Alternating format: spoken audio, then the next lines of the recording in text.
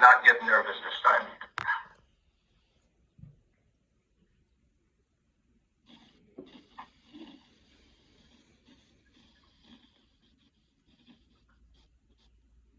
All right, guys, good afternoon. My name is Steven Hernandez, and I'm the clinical consultant for Baxter Starling. Thanks again for taking the time to meet with us today to learn a little bit more about the Starling monitor. You guys have actually had the monitor for about a year now. The device or the monitor is actually known as the Cheetah, as well as the NICOM also. NICOM stands for Non-Invasive Cardiac Output Monitor. We're going to be going over quite a bit of information today, so if anyone has any questions or anything, feel free to just raise your hand and ask me. First thing we're going to do is we're going to go over exactly why it is that we actually use the monitor, and then we're going to go over some studies. So first thing is, what are our learning objectives today? First thing is we want to learn why we care about fluid. We want to discuss what dynamic measure actually is, and then we want to demonstrate how to perform and use a dynamic assessment at the bedside. Can I get a quick raise of hands for anyone that's actually done a dynamic assessment before? No? Okay, no worries. So we'll go over that in detail so you guys know how to do it properly. Okay? So first thing we want to do is we want to ask the questions and answer why are IV fluids so important. So when the patient first comes into a hospital and if they are hypotensive, the first thing we want to do is we really want to get the patients fluids. And those patients are typically here when you look at the bell curve on the left-hand side. These are the patients that are hypovolemic. These are patients that typically present themselves that have tissue hypoxia, organ failure, and insufficient perfusion. The problem is when they come in, we have a tendency of just giving them fluids, not really understanding how much fluids they need, and so we end up on the right side of the curve. On the right side of this Bellamy curve, it shows patients that get too much fluids. These are patients that get tissue edema, organ failure, and they have too many days on the ventilator, and also increased mortality, again, because of too much fluids. So the goal is, and I like to make this example because I'm a respiratory therapist, is really to be able to measure to see whether or not a patient needs any kind of oxygen first. So you want to put an SpO2 monitor, and you always want to get them in an optimal area. And it's the same thing with fluids. When you look at this curve, there is an optimal volume area for both for patients. It's not too little, not too much, and you really just want to optimize their perfusion and their circulation. When we look at two different types of patients, including septic and surgical patients, we're finding that the septic patients have an increased mortality whenever they get too much fluid. And the same thing with surgery now. They're actually using the ERAS protocol, and that stands for Enhanced Recovery After Surgery. And so this is where they carefully manage a patient's fluid in order to improve their outcomes. Okay. So volume matters in sepsis, right? So when we take the study, and this one is the Merrick study, he looked at 25,000 different patients from they go to the ICU from the ER. He found that there was an increased mortality of 2.3% with every additional liter of fluid above 5 liters, which is a huge number. So every time they go from 5 to 6 to 7 liters, there's an additional increase of 2.3% in the mortality percentages, which is an incredible number. And additionally, there's also a $1,000 cost with every single liter that's administered to the patient. So it's really important that we manage a patient's fluids and understand how much they need prior to administering it.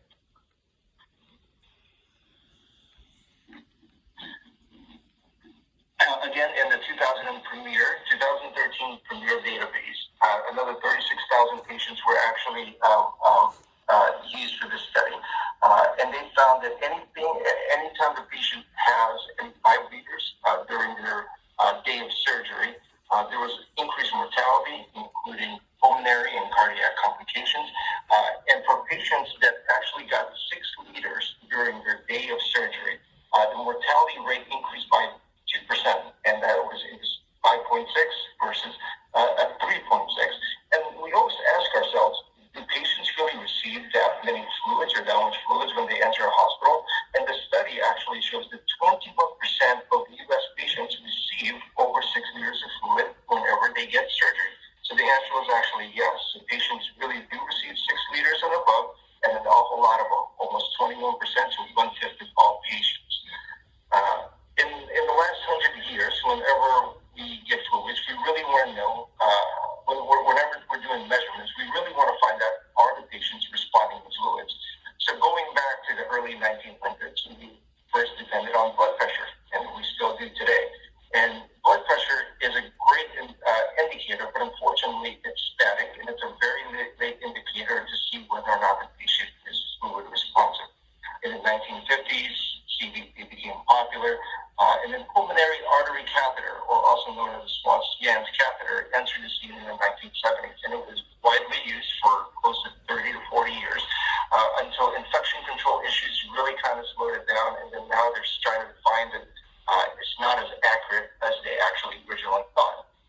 The good thing is, in the early 2000s, dynamic assessments came to the scene, and in dynamic assessment, they really used respiratory-based technology to determine if the patient is going to be fluid responsive. And those are parameters that I'm sure you guys have heard of, including stroke volume variation, pulse pressure variation, and IVC. And the problem is a lot of them are invasive methods. So this actually brings us to what the Starling monitor is. The main difference between the Starling monitor compared to the earlier dynamic assessment tools and technology used 20 years ago is that we are non-invasive. So that's the great thing. All we need are really sensors placed on the patient. It just takes a few seconds. And really the biggest benefit for this device is the ability to be able to monitor your patient quickly, non-invasively, and it can really fit within your workflow. Okay? Cindy and Joseph, do you guys have any questions in the meantime? Is it okay? Well, all right. So when looking at the non-invasive sensors to see whether or not the patients are going to be, whether or not it's an accurate information or technology, we want to look at a couple of studies here. The HERD study actually used beagles here, and what they did was they used 516 simultaneous measurements, and they wanted to see whether or not it could detect change of 10% or more. But what it found was that it was 91% sensitivity and a specificity of over 100%. The RICH validation study in 2013 compared 3 different studies, and that was in NICOM, which is ours, which again stands for non-invasive cardiac output monitor, TD, which is thermodilution, and then the FIX study. It actually found that NICOM was more accurate than the thermodilution, and it was more closely related to the FIX study and the FIX device more than any other device in this study. So we really want to understand what percentage of patients are going to be fluid responsive. And by fluid responsive, what we really mean is, will they benefit from the fluids that we give them, or will it cause further complications? Really quickly, can you guys tell me what percentage of patients that are hemodynamically unstable do you think receive fluids within your hospital? Joseph? 80%. 80%. And Cindy, what percentage of hemodynamically unstable patients do you think receive fluids in your ER? Well, I guess if they come in hypotensive and they're unstable, almost everybody. So that's exactly the point. And another quick reference, if the patient is, for example, again, I use respiratory therapy pretty often as a comparison.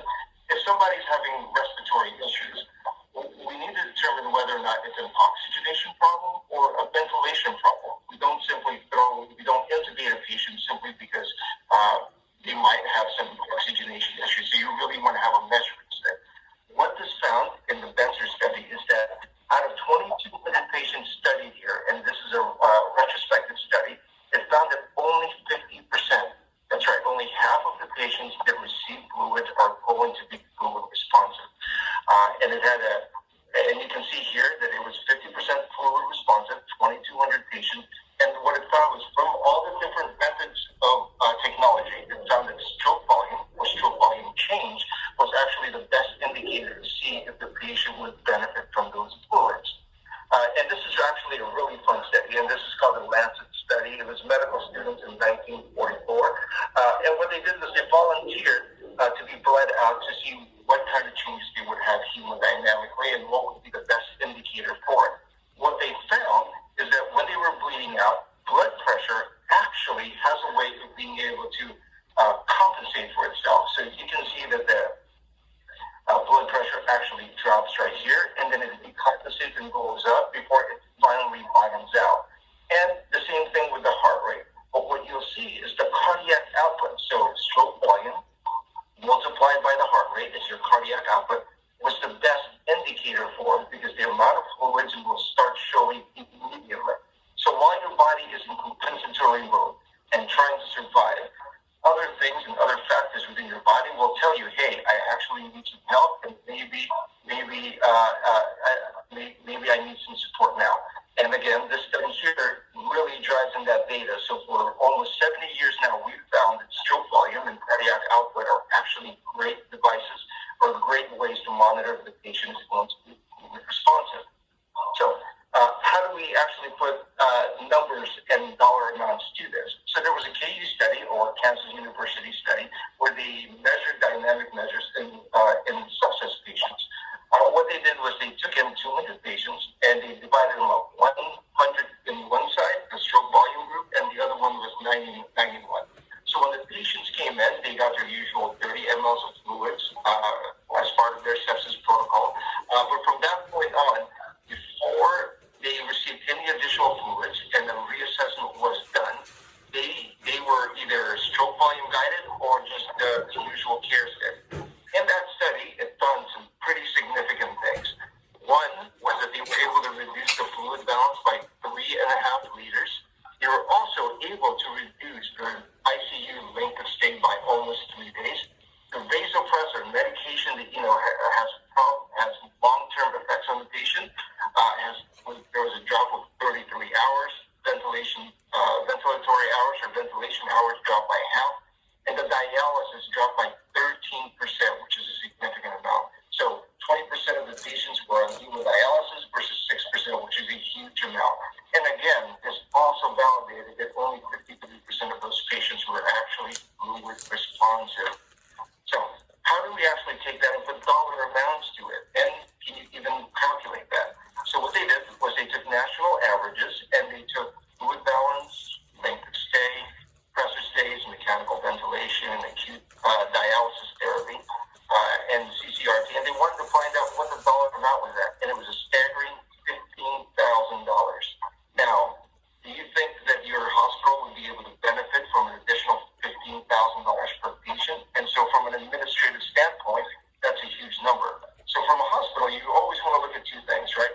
Patient care, and am I also being able to save money? And also, are we able to make money because this is still a business? And you can see here that there was a $15,000 savings for patients that were stroke volume guided when it came to fluid management. So this actually is a great study, and this one is the fresh study. This one just came out in early 2020. This was done in 13 different hospitals, and they divided the two groups to stroke volume versus 41 the usual care. The difference between the two is a retrospective versus a prospective, which means that they actually planned out this study rather than looking back at the study. They did 523 different PLR assessments, and again, they were able to find exactly or very similar numbers to the KU or the Kansas University study. There was a decrease of 1.5 liters, decreased ventilation of 50%.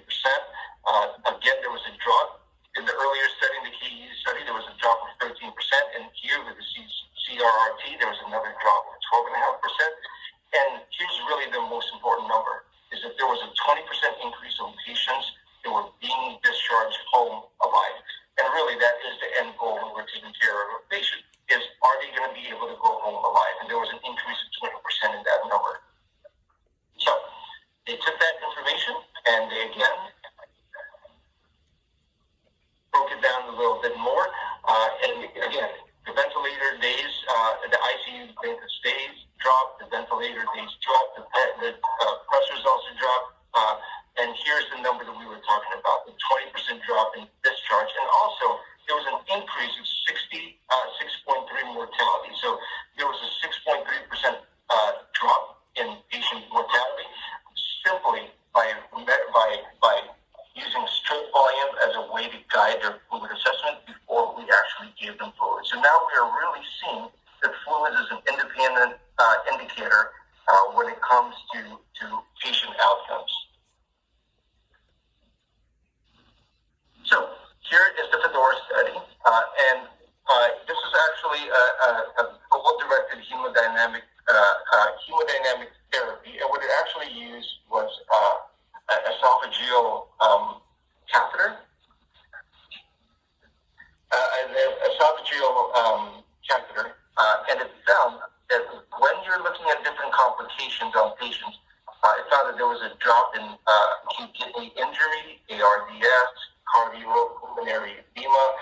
infection source, and also pneumonia.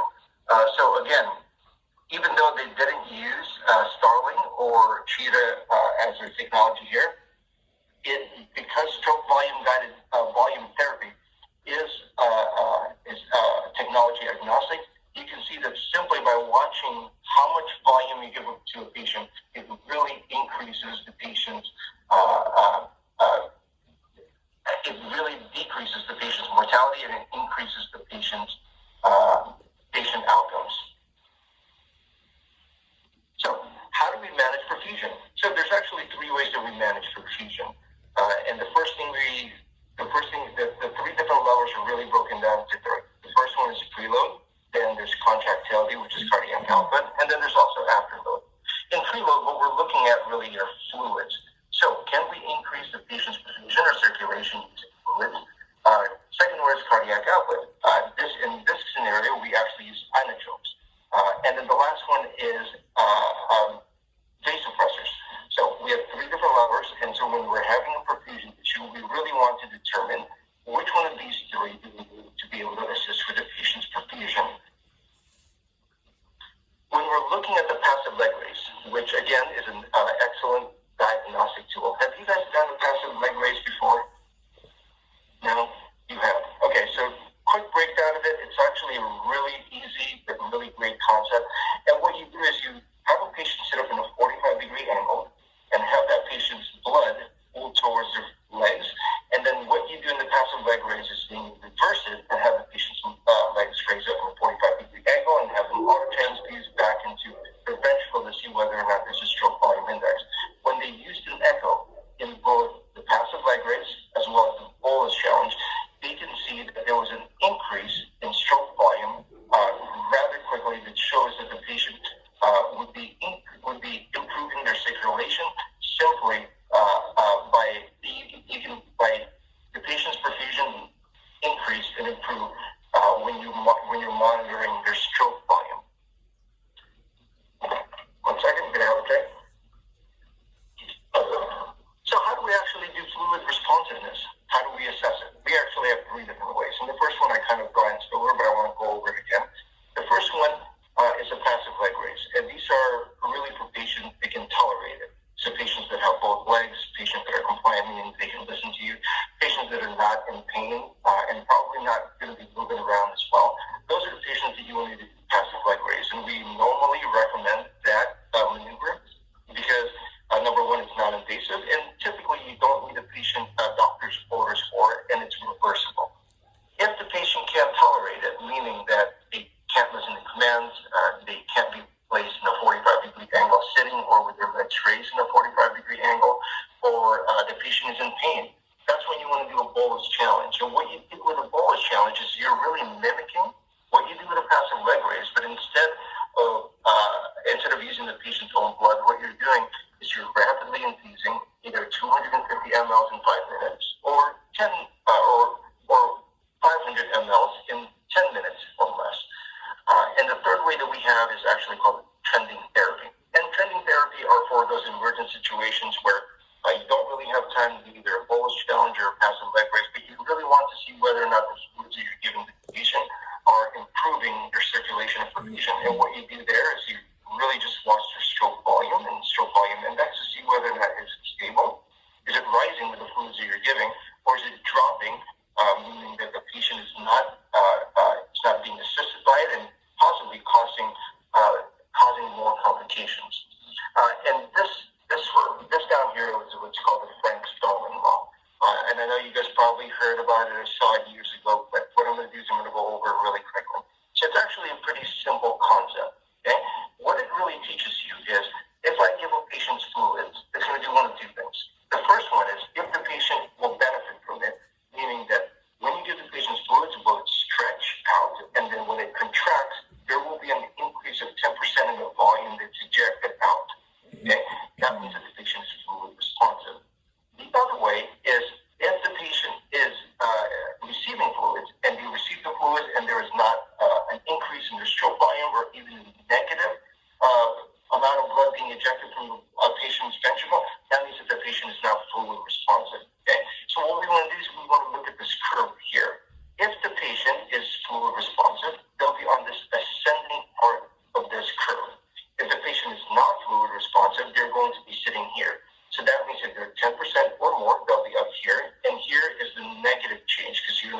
do along with going up.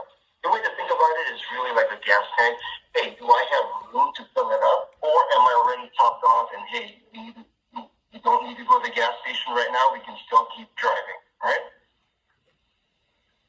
So the thing that we really have to be careful for, though, is when we're performing these tests, we want to check whether or not the patient is fluid responsive. And the rule of thumb to remember is not all patients are going to be fluid responsive simply because of the numbers that they show. Just because of different physiologies, what we want to do is we want to see whether or not the patient's actually symptomatic. Do they have a low lab? Do they have an altered mental state? Are they agitated? Is your blood pressure low? So before you give fluids, the two things you want to know is, if they're fluid responsive, are they also symptomatic? So you really want to make sure those two will go hand in hand. So what do you do with your results? It's actually pretty simple. It's either 10% or more, give fluids, or 10% or less, won't be giving fluids. But to break it down a little bit more, 10% means that the patient will benefit from additional fluids, and will increase their perfusion. And if they are not 10% or more, additional fluids will unlikely improve the patient's perfusion. In this case, you really want to look at the cardiac index, TPRI, and see if vasopressors or inotropic support are going to be needed. So we really want to drive home the concept that being fluid responsive does not always mean that they need fluids. You need to be symptomatic to give the patient fluids. So we'll be going over this, and this is actually going over the 3 different levels of perfusion. So for those that haven't really used hemodynamics too much, we'll break it down here. The main purpose of giving a patient any fluid is increasing their patient's perfusion, and that's it. So how do we break that down? And how do we look at these? Different levers? When we look at it, PP is really your pressure. So that one's a very delayed response, and it's delayed information to see if the patient is going to be fluid responsive. Cardiac output is when you take the heart rate and you multiply it by the stroke volume. And what is stroke volume? It's the amount or mLs of fluids that it's pumped out or ejected from your heart with every beat. So when you take your stroke volume, and let's say that's 50, multiply it by 50 of heart rate, you'll have a cardiac output of 20 or 2.5 liters. Okay? So these are the different levers that we have. Preload, which is stroke volume or stroke volume index, and the V really stands for volume. The normal amounts for stroke volume is 60 to 100.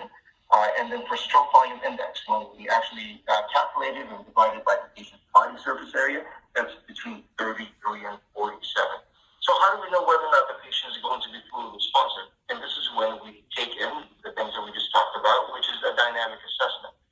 We need to do a passive leg raise, or we do a bolus challenge to determine if they're going to be on the preload lever. The second one is the afterload, TPR or TPRI. And for those that have actually used systemic vascular resistance, this parameter is exactly the same.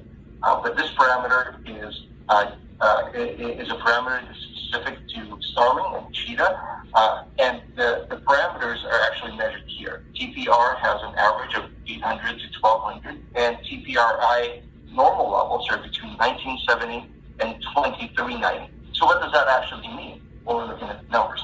Well, if you're normal, that means your vascular tone is good. You don't need any fluids, you don't need any medication.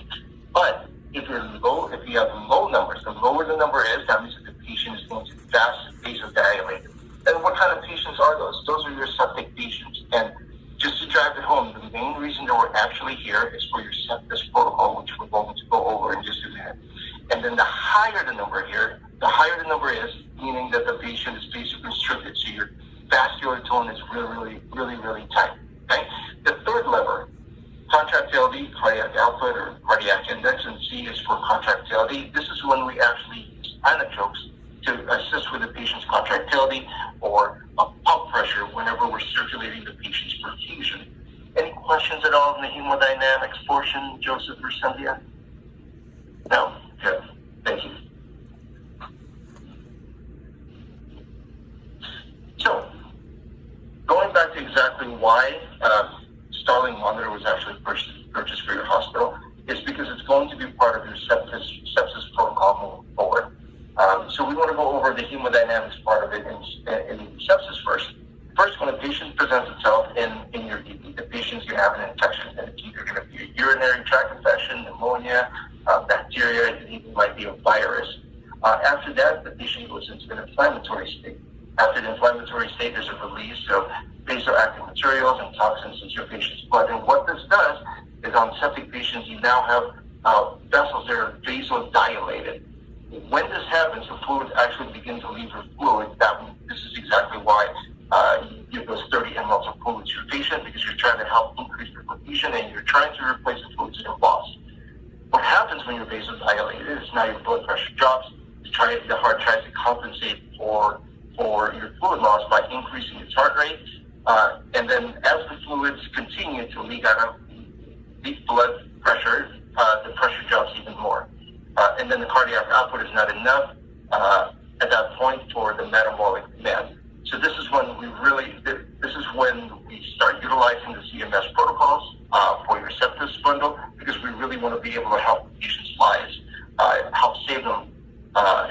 Did you guys know also that 1/3 of patients that pass away in the hospitals are actually sepsis patients? Raise your hand if you did not, if you did that. No? Pretty staggering number, right? So 1/3 of patients that pass away from the hospital are actually septic. So when we're looking at the SEP1 protocols, there was an actual change between vehicle 2015 to the updated one here in 2018. So part of your 6-hour reassessment bundle, and this is after the patients have received their fluid, you've already gotten blood cultures, you've already done the first part of it. Before you reassess, or before you give patients fluid again, what you want to do is a reassessment to see whether or not they're going to be fluid responsive.